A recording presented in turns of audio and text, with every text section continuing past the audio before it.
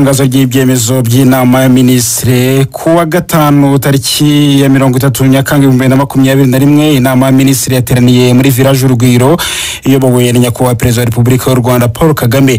Inama ya ministre yemeje imyanzuro y'inama ya ministre yateranye kuwa 14 Nyakanga 2021. Inama ya ministre yongeye gusuzuma ingamba zafashwe zo gukumira ikwirakwira ry'icyorezo cya COVID-19. Ingamba zikurikira zigomba gushyirwa mu bikorwa mu gihugu hose guhera ku itariki ya mbere kugeza ku 15 Kanama 2021. Gahunda ya guma mu rugo lockdown ivanyweho mu mujyi wa Kigali no mu turere twa Burera, Gicumbi, Kamonyi, Musanze, Nyagatare, Rubavu, Rwamagana na Rutsiro. Ingendo zirabujijwe guhera saa 12 za nimugoroba kugeza saa 10 za mu gitondo. Ibikorwa byose byemerewe gukomeza bizajya bifunga saa 11 za nimugoroba. Amateraniro rusange yose arabujijwe. Ingendo hagati y'umujyi wa Kigali n'intara ndetse n'uturere tw'igihugu zirasubukuwe uretse izo kujya no kuva mu mirenge iri muri gahunda ya guma mu rugo. Ibikorwa by'inzego za leta n'iz'abikorera byemerewe kongera gufungura, ariko buri rwego rurasabwa gukoresha abakozi b'ingenzi batarenze 15% by'abakozi bose, abandi bakozi bagakorera mu rugo. Ibikorwa by'inzego z'abikorera bizakomeza, ariko buri rwego rurasabwa gukoresha abakozi b'ingenzi batarenze 50% by'abakozi bose, abandi bagakorera mu rugo. Inama zikorwa imbona nkubona physical meetings zirasubukuwe. Umubare w'abitabira inama ntugomba kurenga 30% by'ubushobozi bwo kwakira abantu bwaho bateranira. Abitabiriye inama bose bagomba kugaragaza ko bipimishije COVID-19. Imodoka zitwara abantu mu buryo bwa rusange zemerewe gutwara abantu batarenze 50% by'umubare w'abantu zagenewe gutwara. Abatwara bisi barasabwa kugenzura ko abagenzi bahana intera kandi bagatwara gusa bambaye agapfukamunwa. Moto n'amagare byemerewe gukomeza gutwara abagenzi. Abatwara moto n'amagare barasabwa kubahiriza amabwiriza y'isuku buri gihe. Restaurant zemerewe kongera gukora, ariko zizajya zitanga gusa serivisi ku batahana ibyo bakeneye, take away.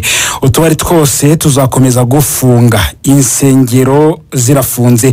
Abagenzi bose binjira mu gihugu bakoresheje ikibuga mpuzamahanga cya Kigali bagomba kuba bafite icyemezo cy'uko bipimishije COVID-19 PCR test mu gihe cy'amasaha 72 imbere y'uko bahaguruka, kandi bakubahiriza amabwiriza y'inzego z'ubuzima yo kwirinda COVID-19.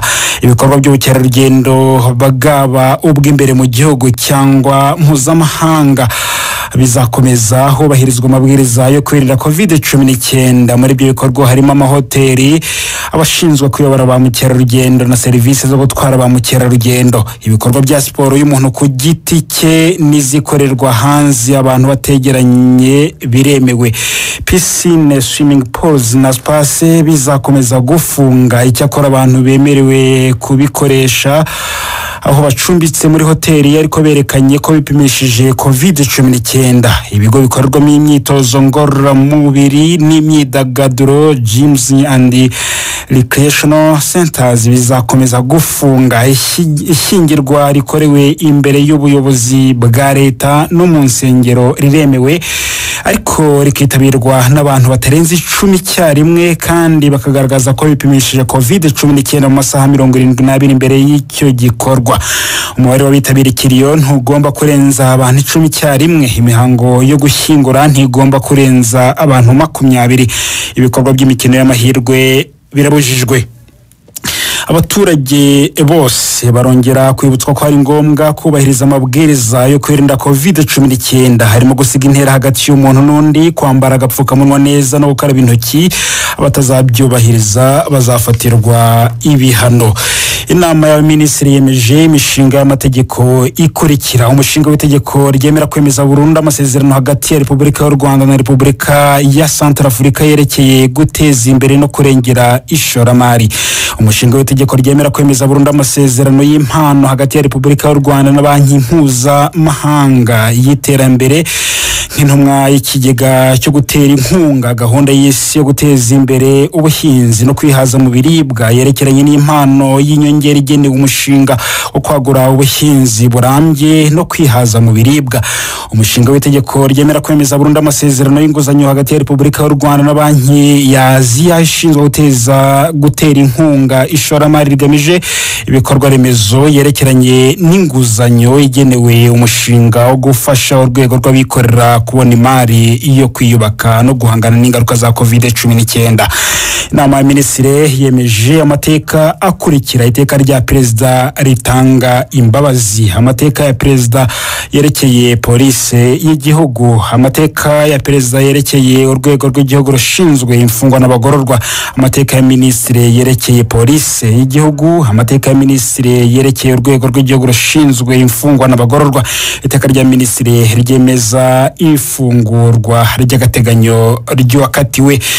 Inama ya Minisitiri yemeje abahagararira ibihugu by'amahanga mu Rwanda ku rwego rwa ambasaderi, uhagarariye inyungu z'igihugu cy'amahanga mu Rwanda n'abahagarariye imiryango mpuzamahanga mu Rwanda bakurikira: Misfir bin Faisal Mubarak Ali Ajabu Ali